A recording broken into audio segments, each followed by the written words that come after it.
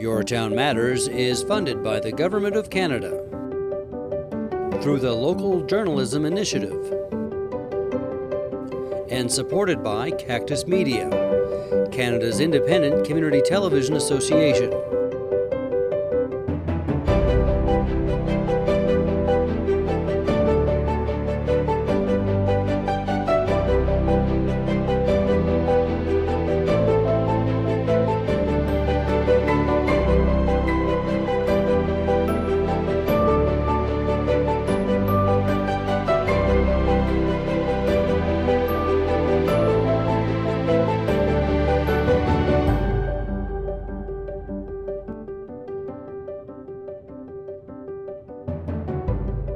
Welcome to Your Town Matters. I'm Nathalie Sturgeon. My guest today is the mayor of the town of St. Andrews, Brad Henderson. Hi, Brad. Hi, it's our first one together. It is our first one together. I'm excited. So we're going to start off hot and heavy. No. We're going to go to the budget. Let's get an update on where the budget is right now. So the budget is getting close. Council has looked at even some proposed mill rates, and we kind of went around the board twice to say, what's your thoughts? And it seems like we've got to a place where everyone seems like it's a compromise where everyone can live with. What we were proposing, and it isn't approved yet, is actually to lower the mill rate in all of the wards, both Shamcook Bayside and the St. Andrews ward.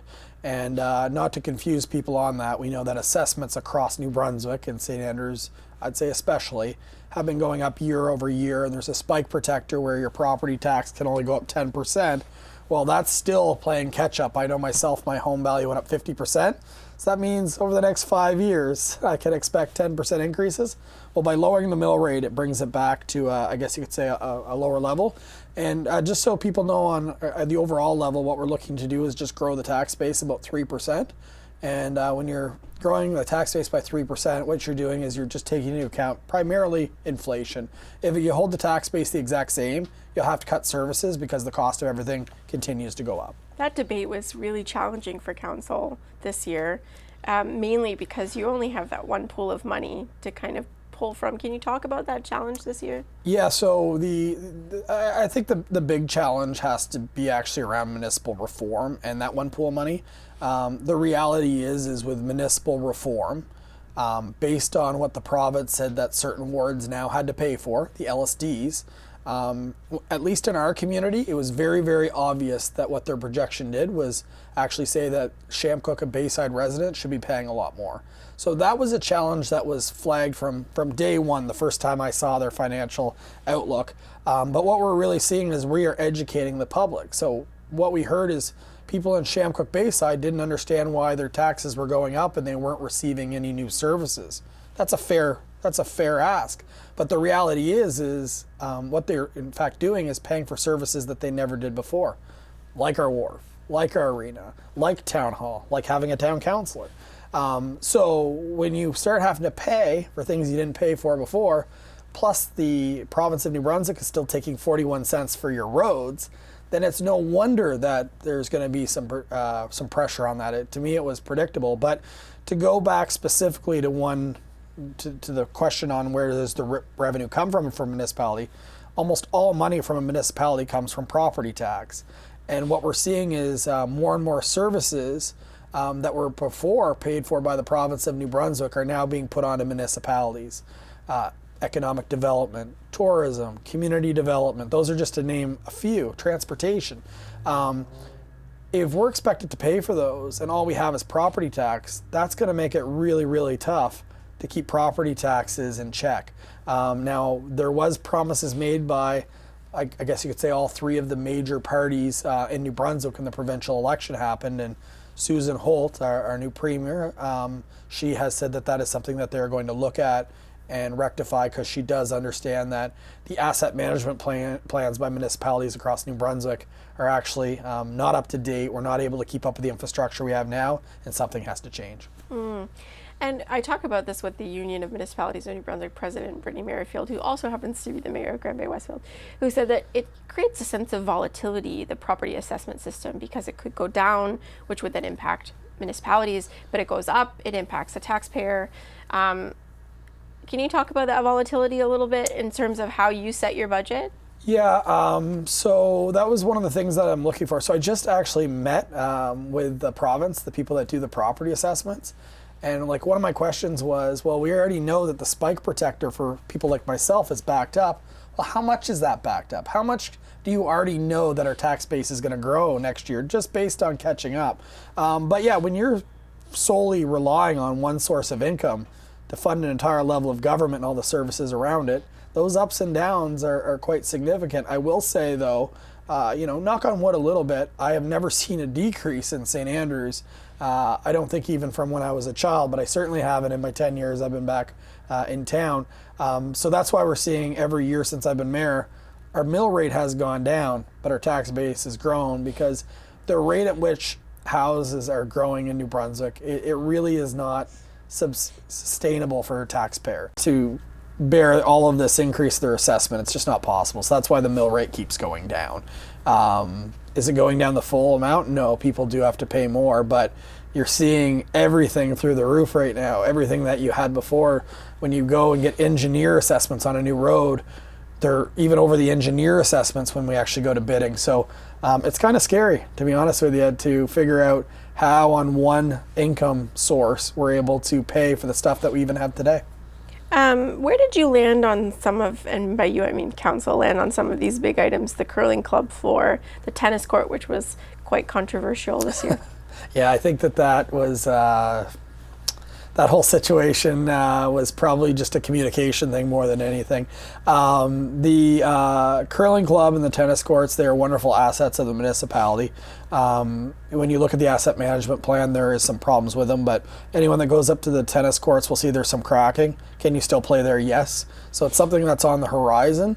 The curling club, every year that goes by, there's a risk that a pipe underneath could essentially stop working and you might have a spot that doesn't freeze. So those are calculated risks. They could happen. But then in the same sense, when you have a curling club in a small community that, they have members and they're very loyal members, but should the taxpayer be paying $1 million? I think that's really when you're hoping for all levels of government to get together to figure out some type of infrastructure fund in order to pay for it, because we have a lease with the curling club, so it's kind of privately run. Not counting power and everything like that, it would take them probably 30 years to pay back what it would take. By that point, it would need to be redone. So should the taxpayer be subsidizing a private user group?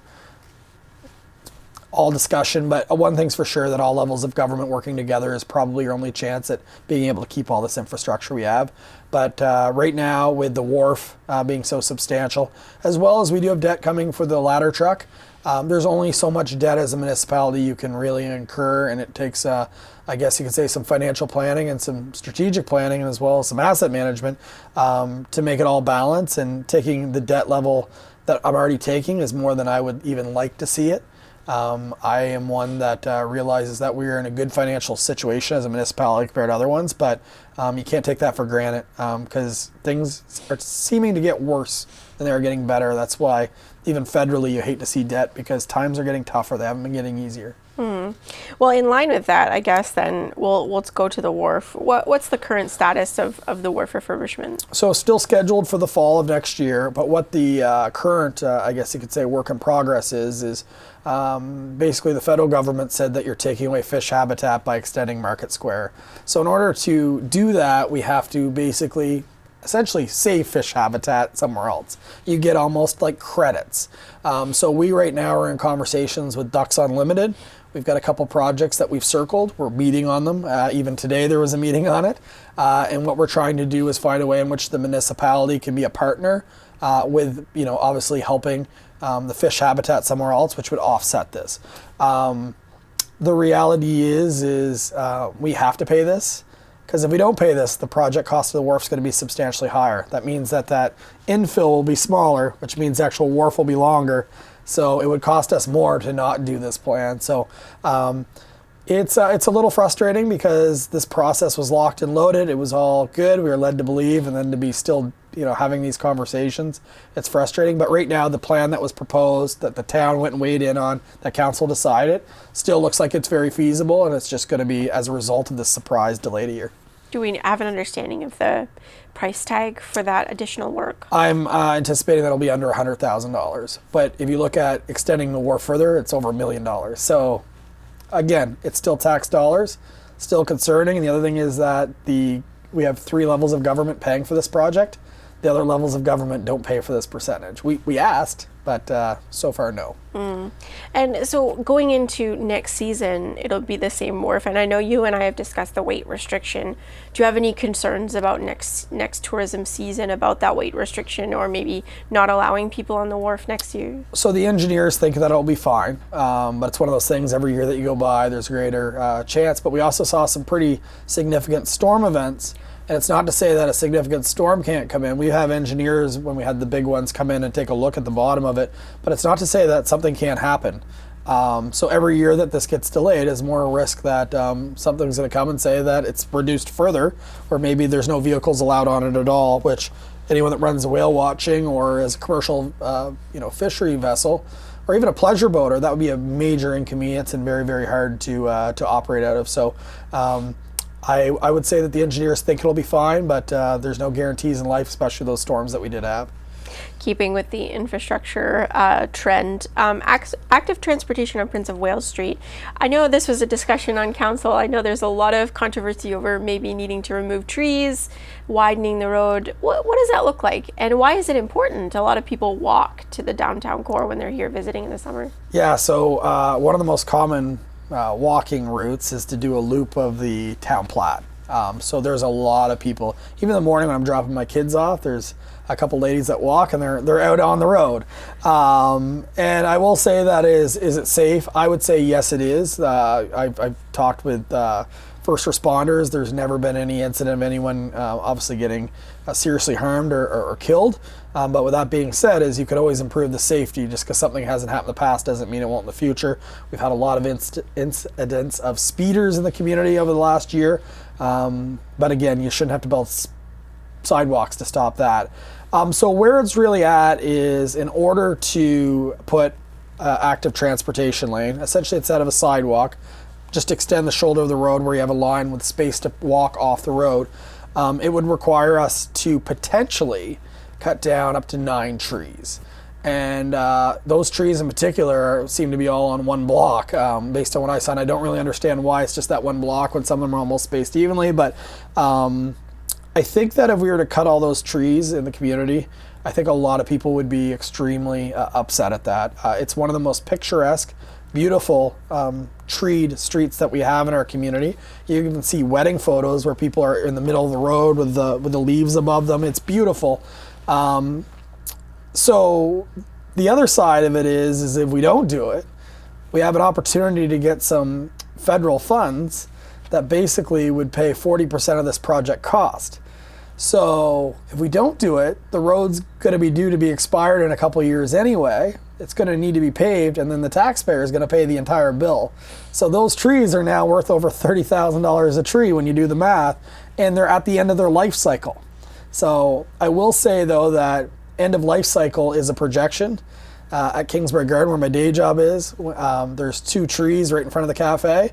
When Mrs. Flamer started the garden in 1998, she was told they were end of their life cycle, and here we are 25 years later, and they're still blooming and beautiful. So it's a tough decision. Council's been back and forth. We're hoping to find a way in which we can have our cake and eat it too, extend it, but also get it approved. But with that being said, is a couple of blocks don't have any trees done, so let's do those, and when the other time comes, we'll do the others. So nothing's been officially decided other than we're going back to our funding partners just to see what the flexibility is around the terms of that. But we do need to make a decision this year, because the funds will, by not going ahead with the project, you're basically forfeiting the funds. So yeah, in 10 years time, those trees are down and the taxpayer's paying for it. We'll be like, we should have done it, but it's not easy to cut those trees. Could you plant new trees in the widened area? I actually think that for every 1 tree we cut down, we should plant 2. But I bet you a lot of people in the public, if you cut those trees down, still wouldn't find that a valid answer. Let's talk quickly about the surveillance camera program. You guys have finished that. What did that look like, and sort of how much money was spent, and are you going to renew it? So as far as renewal, I don't think it'll be renewed right away. I think it will be something in the future, maybe spread it out every couple of years. We actually were able to use all of the credit. It was $5,000 and people could redeem up to $100. So some of them were only, $85. Some of them were $70. There was a camera that was proposed, and some people only ordered one.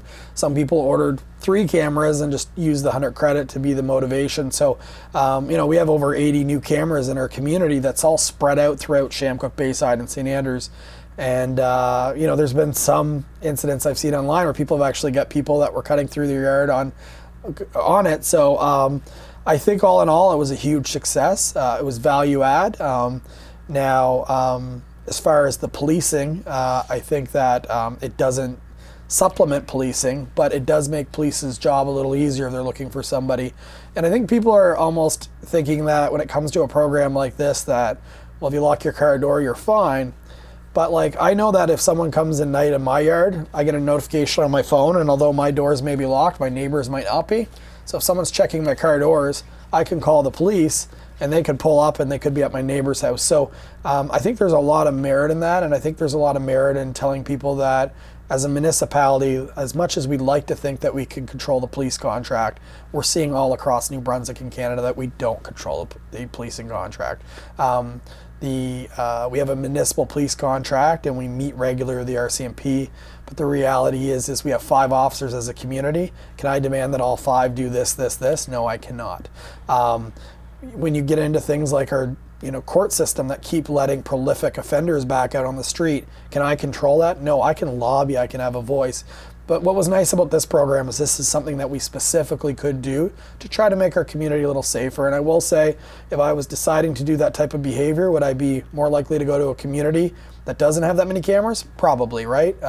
Greater chance of being apprehended or caught. So, yeah, it was a huge success. I'm glad that people took it up on it.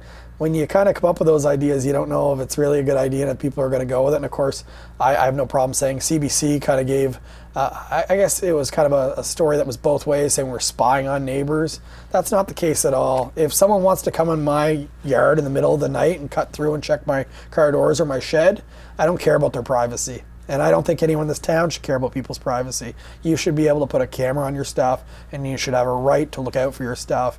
And so I'm happy, but I was a little disappointed with that take on it. But I will say that the community embraced it, and everything we heard in the community was very, very positive. And we've got calls from municipalities all across New Brunswick saying, tell us more, and looking to implement it as well, probably this budget cycle. Do you think, though, that that's the town paying twice for public safety? It is to some degree, but if you look at $5,000 in an overall policing bill, it's not even 1%, right? So if we're able to make policing, I guess, easier so they can go to the next call, I think that would be money well spent. But it's definitely in response to a rise in property crime, which again I do associate also with drug use. So it is a little bit of a response of us not being successful.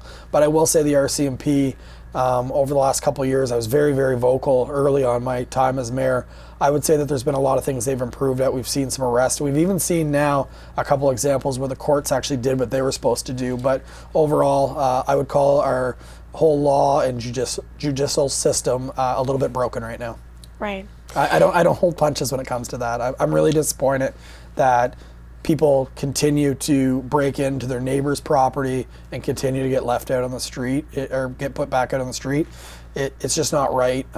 It's very frustrating. It's a cyclical system. It feeds itself almost. Yeah, it's and then of course we can get into the fact we don't have a courthouse, and the RCMP have to travel up there, and the fact that if someone does something to your property, you have to drive an hour, take a half day off work. When we used to have a courthouse in St. Stephen, even it's harder for local media to cover it, because they would have to inquire to go to St. John, versus if it was CHCO, you could just go to St. Stephen or St. Andrews. There's just a bunch of frustrating things, but the main thing is I don't understand why prolific offenders continue to get let go. They're not getting the message. Once, someone can make a stupid move. Twice, maybe, but when you've done it 12, 13 times, why are we doing this? They're going to do it a 14th, they're going to do it a 15th. People change, but people usually change when they have consequence, and right now there's no consequence. And for some people right now, unfortunately, crime is paying in our community. So again, I don't hold punches. I'm really disappointed, and more so the judges now than I am in the whole court system than I am the RCMP. That opens the door, I guess, to ask you about the courthouse. Oh, there we go. Good transition. What is the plan for it? Do you think the Liberal government would help you reopen it? What I like about a new government is new opportunity, new conversations. So I welcome those. Basically in the new year, we're planning to hit that hard. We do have a courthouse here in St. Andrews. There is a plan from Civic Trust. Part of their plan is to have court services return at least a couple days a week, but I think all options are on the table. I know that there's security measures with the courthouse that are needed, but you look at some of the tax dollars that we pay, I think everyone in Charlotte County would agree if we have to make that court room accessible and increase the security in it, I think everyone would say that's a good investment for our region. So I do welcome that opportunity. That courthouse has got a long history. It's a beautiful building. There's no reason why it can't serve us for the next 50 years as well. Okay, let's touch quickly on the fire truck. The community is getting a new ladder truck, which is hopefully soon. Hopefully soon. What's the status of the truck, and sort of when do you expect it to arrive in the town? So it's being built, and the pictures have been, the fire department themselves have shared it on social media, as has the town. The last date, there was a slight delay. I think the last date I heard was December 20th. So in reality, it should be kind of getting to us early in the new year. It's important to note if you try to order one of those now, it's years away. But this council that got elected, it was like one of the first things they did is we need it. We actually got a letter from our volunteer fire department. Not a lot of people know that, but they responded to a call at the Algonquin Resort, and it was a chimney fire, and they were putting ladders upon ladders, and it was a really unsafe situation.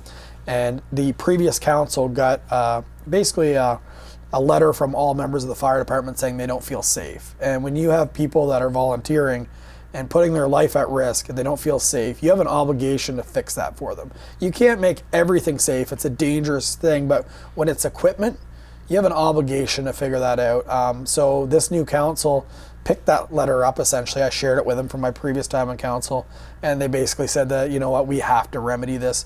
And when you look at our downtown, the Algonquin's one thing, but we just had a fire at the Red Herring. If that jumped, those are whole blocks. And anyone that saw the Cottage Craft fire a few years ago, they had a regular fire truck there. It was like a squirt gun. It wasn't until they got mutual aid with a fire truck that actually had the aerial apparatus that could do the suppression down that they start actually putting that blaze out. So there's a lot of risk. The other thing too is if you're at the Algonquin, you're top floor, that ladder can get up there, our regular trucks can't. So there's a lot of safety elements to it. Really excited to have it. I really hope that the fire department knows that they are supported. I think that if anyone deserves to feel supported by the municipality over the last few years, it is the fire department. I'm not just talking about the Stein Lake fire. I'm not just talking about the Cottage Craft. I'm not talking about the Red Herring. It's just time and time again, every year, there seems to be a reminder at how important that fire department is. And if they're telling us they didn't feel safe, I'm glad that this council is going to be the one that hopefully makes them feel a lot more safer in what will always be a little bit of a risky role. Well, council increased their stipend this year. Hopefully. It's not approved. Sorry. Yeah. To me, that just makes sense. Like, I signed the checks for our volunteer firefighters, and the amount of hours they put in, and like the biggest check's $1,200 a year. That's not right. The amount of gas that they'd spend going back and forth to their home would probably be $1,200. The least we can do, and originally it was, I think, going to go up like 30%, which is quite substantial. We bumped it to 50 just to send a message to them. It's a small gesture to say thank you, to let them know they're supported. Okay, I just want to end on a more positive note. Let's talk about this invigorated off-shoulder season that we seem to be having in St. Andrews. What has been critical to attracting people to this community in off-season? Well, I think there's a lot of volunteer members in our community that you got to tip your hat to. Like obviously this time of year, Christmas by the Sea and everything that they're doing around all the events. It has been growing year over year, and so is the activity around the holidays. And it's still got a lot more to give. So they've got kind of special events like that. But the other thing that I'm seeing a lot of is I see a huge opportunity for sports tourism. So the Ice Dogs, which are the county Ice Dogs, Jeff Greger and his team, they put on, example, on Remembrance Day weekend, a thing called Veterans Cup, Well, not only was the Algonquin completely sold out, but any place that was open was selling rooms.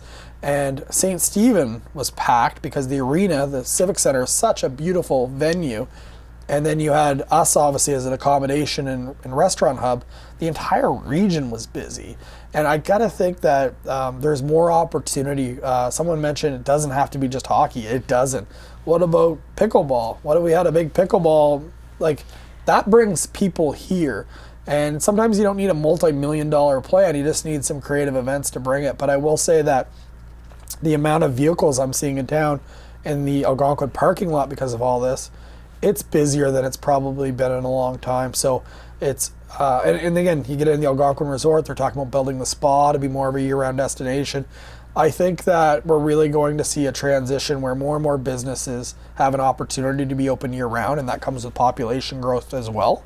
But all I can see is that it's good. Like it is. And I know that people like got scared when Subway was coming to town, but those are important places to have if you're going to have a youth hockey tournament. They need a quick place to get a bite to eat. Lumberjacks is great. There's a lot of great restaurants, but you need more than one. You need several open. So as we get, I guess you could say, our infrastructure in place to hold more of those and have diverse offerings, I think that the sky's the limit. And some businesses really need it. Costs are high.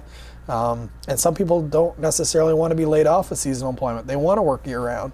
And I think it's over to us to try to figure out a way to make that possible. Thanks for joining me today, Brad. Thanks for having me.